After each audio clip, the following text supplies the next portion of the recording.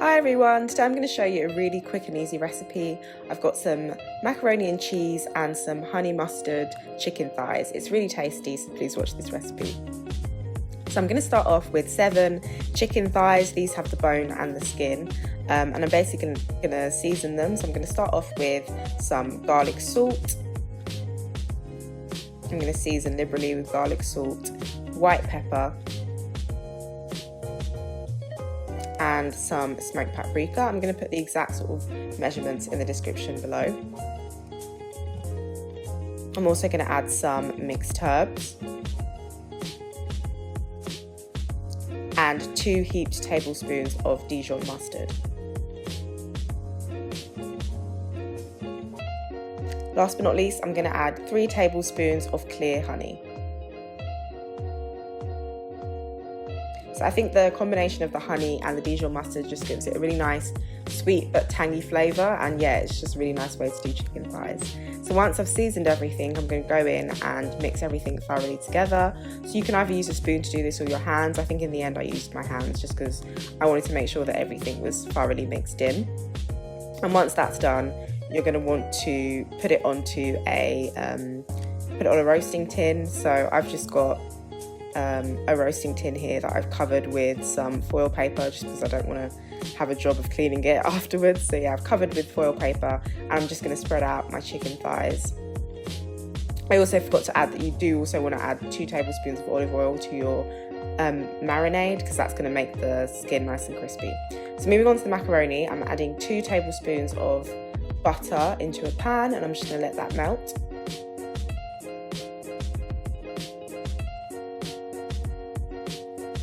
And I'm going to add my smoked paprika. So I should say, whilst you're doing this, you want to start boiling your macaroni. So as I showed before, I had half a bag of macaroni that I'd started to boil. So boil that, and once it's boiled, set it to one side.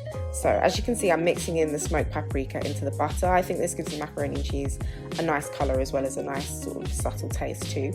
So now I'm adding a whole carton of Philadelphia cheese. You can use whatever sort of cream cheese that you have to hand.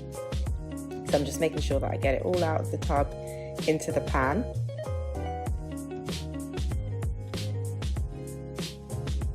And what you're going to want to do is melt that on a low heat. So you basically just continually stir it. At the beginning it does look a little bit weird, but as it melts it's going to start coming together. So you just kind of break it down with your wooden spoon and stir it and let it melt over a low heat.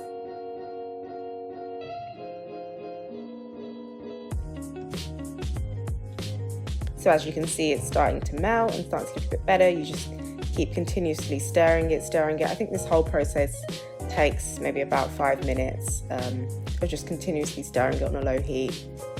And yeah.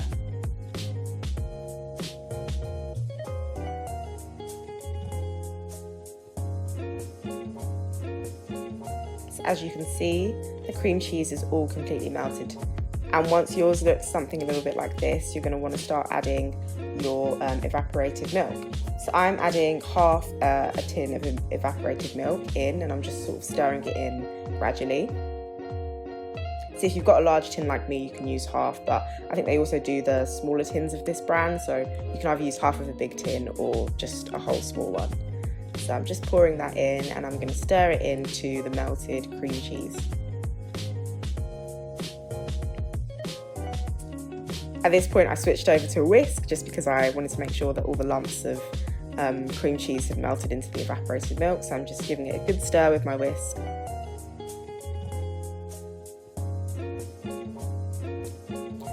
I should also add, you definitely want to do this on a low heat, you don't want to do it on a high heat, so yeah, just keep stirring continuously on a low heat.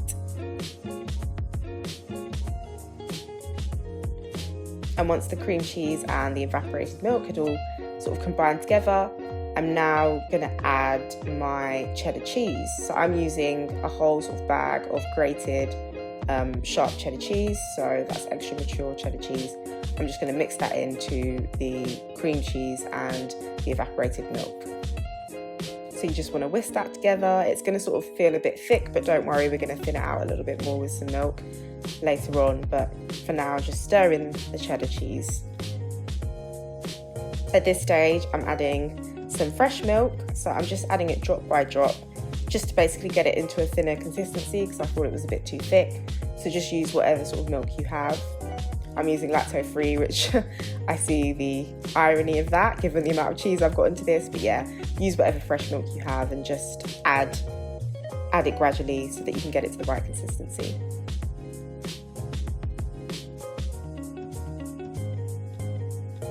So as you can see, my cheese sauce is coming along nicely now. It's kind of getting to the right consistency that I want it, which is not thin at all, but not too thick and stodgy.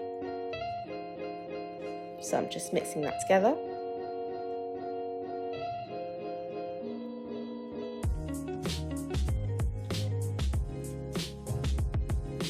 And I'm going to give it a quick taste just to see what it tastes like. And I thought it just needed just a little bit more milk, just to thin it out a little bit more.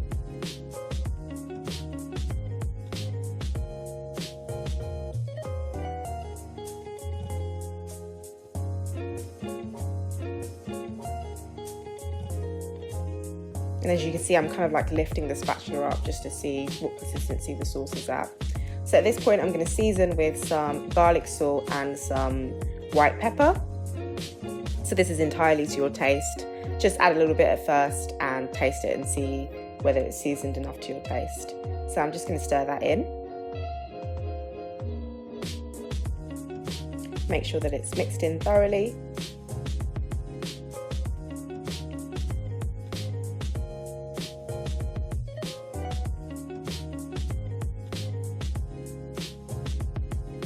And yeah, that's the cheese sauce pretty much done. I gave it a taste and I thought it tasted really good. Didn't need any more seasoning. So what I'm going to do is I'm going to add my cooked macaroni into the cheese sauce. Kind of struggling to get it out of the sieve. It's kind of come out in this big sort of lump. But yeah, I'm just going to break it down with my wooden spoon.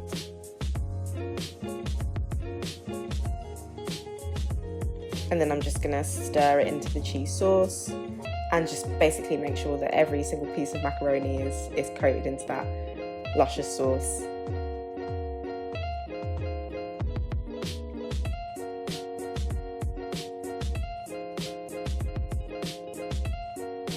So I think this was the perfect amount of sauce for the macaroni that I had. I will put all the sort of measurements down in the description, but this amount of macaroni fed 6 people easily. So I'm just going to give it a quick taste. And it tasted great. I could eat it like that really, just straight out of the pan. But I did want to sort of put it into the oven and let it get a nice crispy top.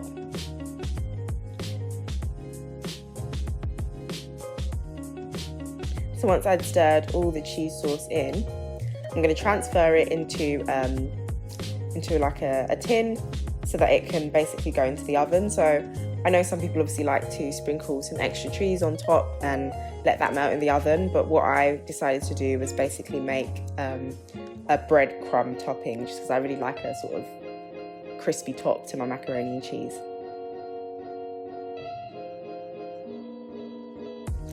So what I'm going to do is grab my blender, and then I've just got an end piece of some brown bread, and I'm going to break it up into chunks, and I'm going to pulse that in the blender.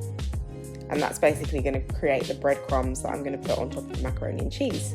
So I've pulsed that and I've created my breadcrumbs, and I'm just going to sprinkle that all over the top of the macaroni and cheese.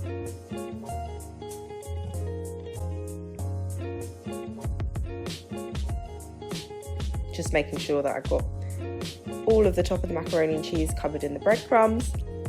And then that's just going to go in the oven for about 10 minutes until nice and crisp. So as you can see, my chicken thighs are nice and ready. And my macaroni and cheese is now also ready. It's looking nice and crispy on top and cheesy, just how I like it. So I'm just going to move that to one side. I've dished up my 2 chicken thighs onto my plate. I've put some salad there as well, just to make it slightly healthier. And yeah, I'm just cutting into that mac and cheese. It was really nice and cheesy, and yeah, really nice breadcrumb top. And I'm just gonna put some on the plate basically. And yeah, this is just a really nice meal. It's a really quick sort of version of macaroni and cheese. I know some people use a lot of cheeses, but this only uses 2 different types of cheese, which I think is really handy. And also obviously a lot cheaper than using multiple cheeses. And it goes really well with the chicken thighs. So try this out, guys, and let me know what you think. And yeah, keep an eye out for my next video.